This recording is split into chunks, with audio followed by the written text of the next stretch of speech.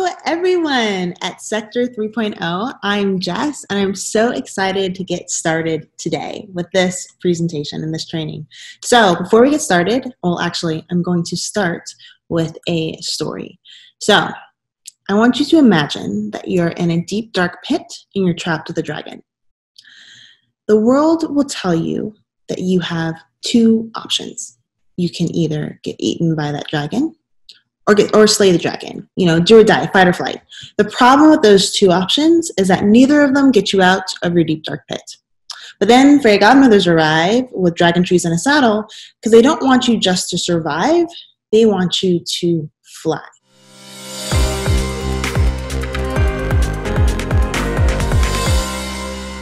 Hi, my name is Jessica Murray, and I am the CEO of Wicked Saint Studio. So we make games that are wickedly fun and actively good. And so we make interactive story games where you get to play the hero within the game, and then you get to actually unlock missions and do missions in real life. And so what I want to talk to you about today is actually a creative process, and that I call the tattoo method. And the tattoo method is all about how to shift attitudes and behaviors using messaging, storytelling, and even gameplay. So if you're ready for it, let's jump in. And I'm actually going to start this story with Search for Common Ground.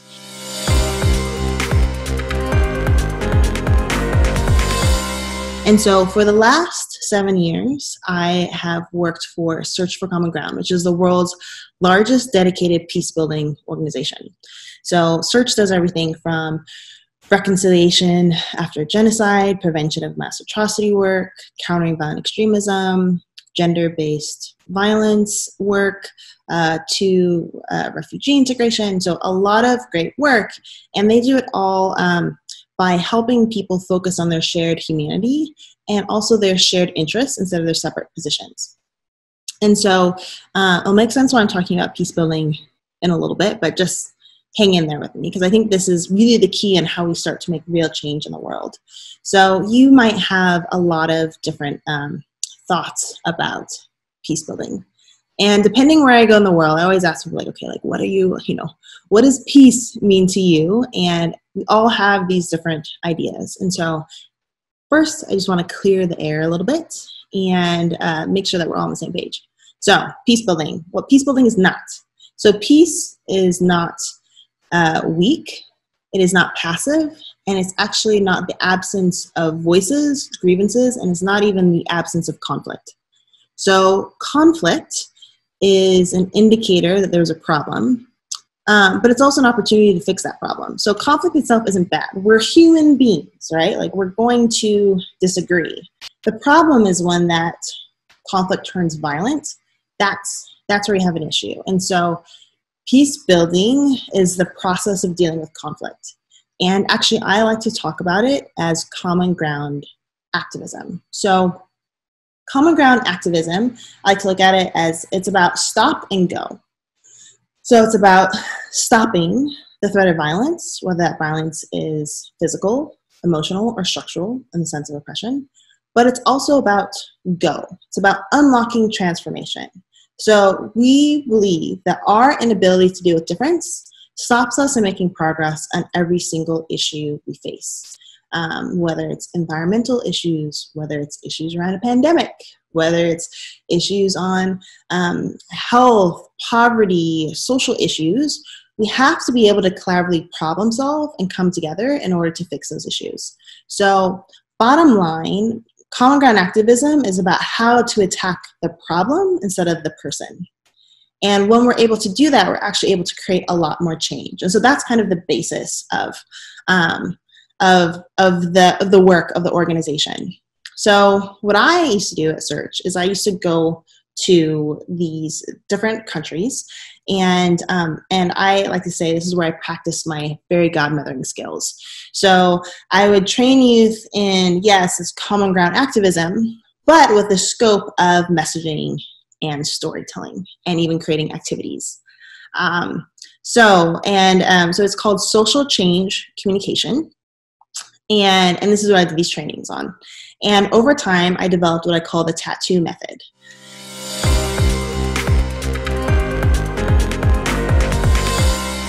tattooing is a little bit different than branding and marketing, and I'll explain why. So imagine that, there's a lot of imagining going on here. So, okay, so imagine you're at home, minding your own business, you hear a knock on the door, and you open it, and there's someone, and they're going to try to sell you something.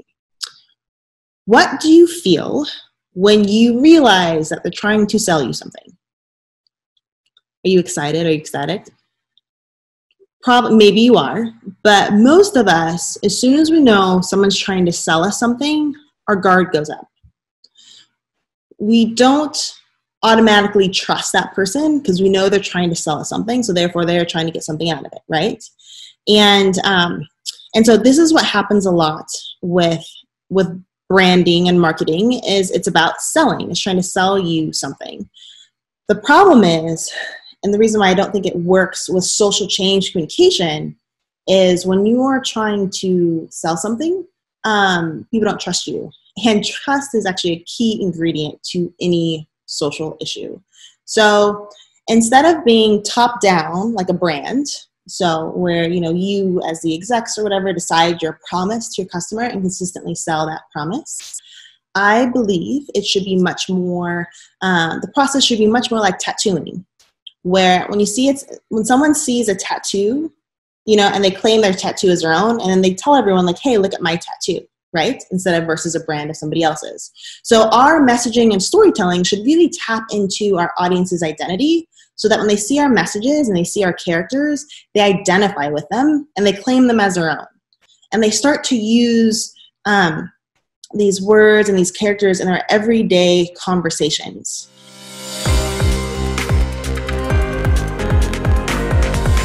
How do we create messaging and storytelling and even gameplay where the ownership transfers so that the audience actually owns it? And I think it's so much more powerful if your audience can actually own this. And so like, okay, so how do we go about this? How do we actually do this? How do we make a strategy or use a tattoo method? And so I'm going to give you a few tips today on how to do this, how to go about doing this.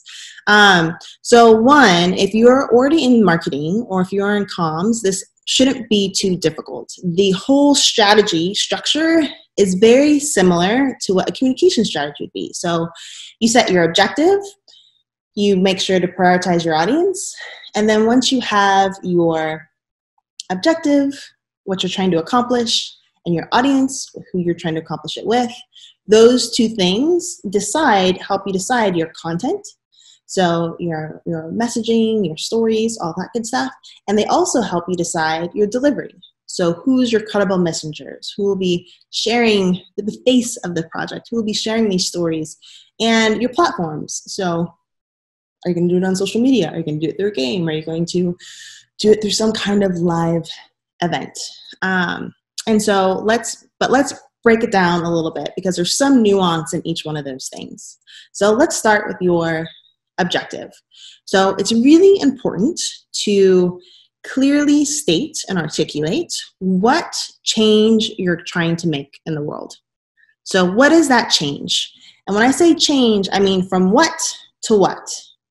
And the more specific you can get, the better. Sometimes, especially I come from the nonprofit world, we tend to say things like tolerance and things like that, but that's not, it's not super helpful in actually creating something creative to have something big. So you want to make it really specific. So you want to look at the problem and you want to think, how does this problem manifest for people in their daily life? And then what would it look like if people handled it a different way? And so if you can come up with a really specific change from this to this, and that's the change you want to make. So for example, another thing that you can do to break down the problem is, so yes, one, think about how it manifests in people's daily life, but two, you can also break down a bigger problem. And so we might talk about violent extremism as this big thing, but if you can narrow it down to see, is it cyber, is it happening on a cyberspace? Is it recruitment? Where is this kind of thing happening? Okay, so problem and the change in the objective. So you want to make sure that you have a really clear change for your objective that you have in mind that you want to make. Next, and the most important part about the tattoo method is knowing your audience. And so if you remember nothing else from this conversation I'm about to have, or nothing else from this whole presentation, I want you to take away this. It's all about your audience, okay? It's the only thing that matters is your audience. So it matters what the words that they use, it matters what they care about, what they're interested in, what their fears and concerns are, what their pain points are. Only thing that matters is your audience. So that means it doesn't matter what you think. It doesn't matter the words that you use, how you understand it. All that matters is how your audience understands it.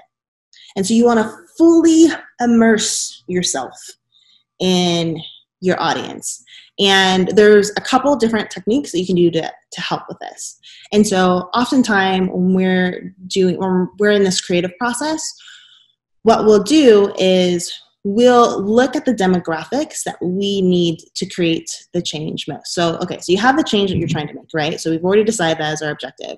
Who do you need most to make that change? Mind you, this is not who you like best, but who do you need most to make that change? And that's how you determine your audience and those demographics. Well, now let's say you're like, well, I need young people or I need college students. Now what you do is you want to make a profile to really bring that person to life. And so I have a whole worksheet where I do this, where you decide their name, their age, decide how many siblings they have, what affiliations, what do they care about most, what do they wake up thinking about, where do they get their information. So you need all that information on your audience. And another important thing to know about your audience is where they are in their state of change. So there's many states of change. Oftentimes we like to talk to our audience like they're in a similar place that we are, right? So it's so you talk to someone completely different. So let's say I believe that there's climate change that's happening, we need to do something about it.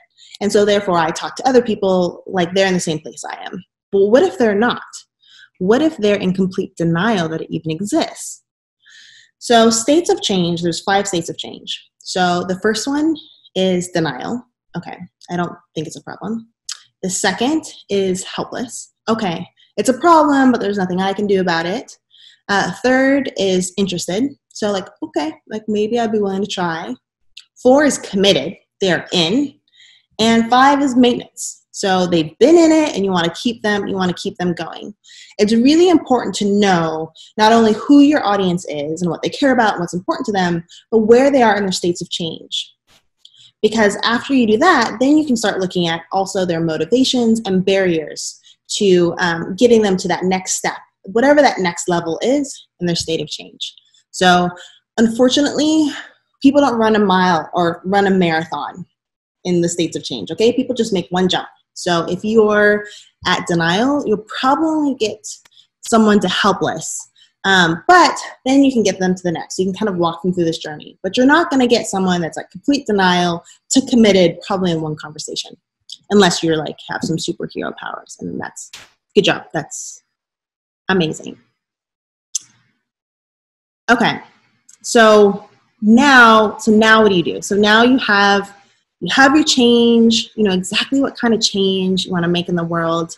You got it clearly in mind. You've looked through all the causes and root causes of problems that changed. You got the change good. You know your audience. And so maybe you have several different personas. Maybe you have, if you're working on youth, maybe you have youth that are at risk personas for them. You have youth that are more privileged. You have youth that are into, who knows, journalism or whatever. So you have all those pieces. And now together, those will help you decide your content and on what your platforms are on. And so a few more tips, and then I'm going to let you go.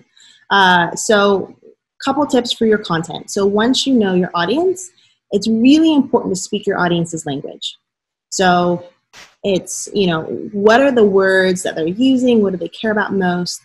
And that can help you create your content and make sure, because what will happen is if someone is not speaking your language, they won't think that you're talking to them.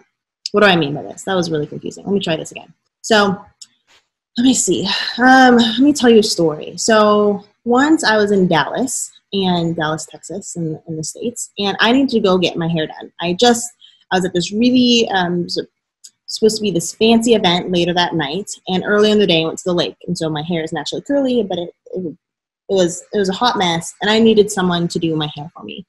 So I started looking at salons, and most of the salons I saw, all the women were white with blonde hair, and I did not see myself reflected in those images, so I knew they weren't talking to me.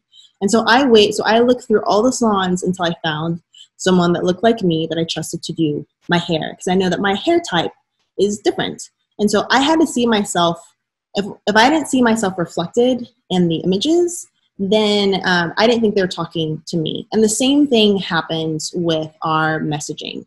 So this could be the type of words that we use. Messaging also includes tone, and it includes design.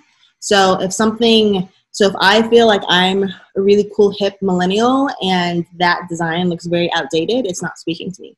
And so that's why it's so important to know your audience. So all those things, and then images. So like images, design, tone, and words all help make up messaging, as well as stories. And so the cool thing about stories is that so one thing that I know from peace building work I've done everywhere is that people don't change their mind by giving them information, unfortunately.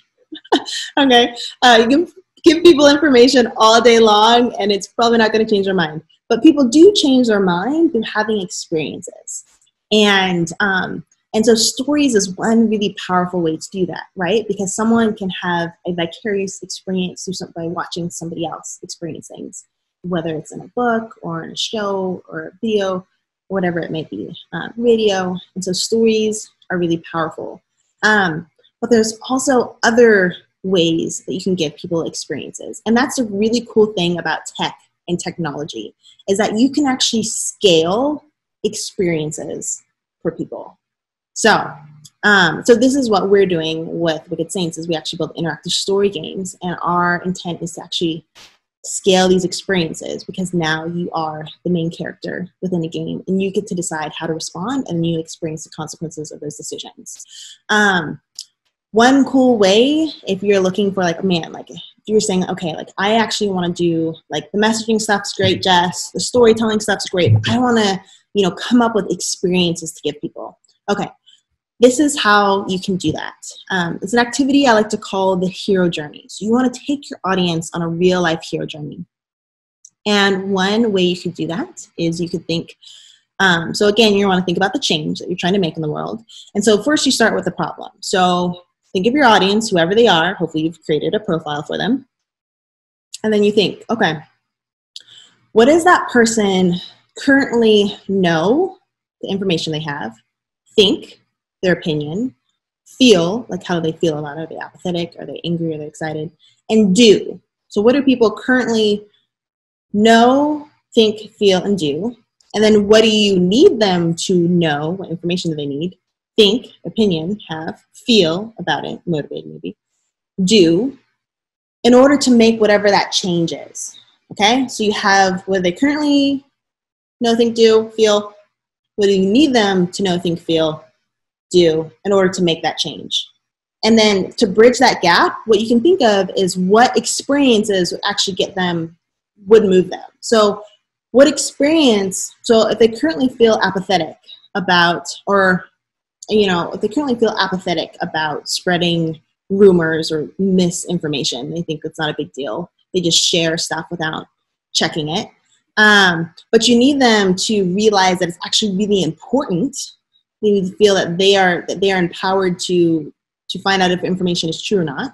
Then what experience could you give them, provide for them, that would help them go from feeling apathetic to feeling empowered, or feel like it's important for them to not share misinformation? And that could be, and then you just brainstorm all these different things. So it could be what experiences can help bridge these gaps, or it could also be what information, what resources could help bridge these gaps. And then you can also think about what barriers and motivations. And so really it's about digging into your creative process and coming up with something awesome and amazing to really give people that chance. Okay, so my time is up. Thank you so much for listening to me ramble on and on about the tattoo method.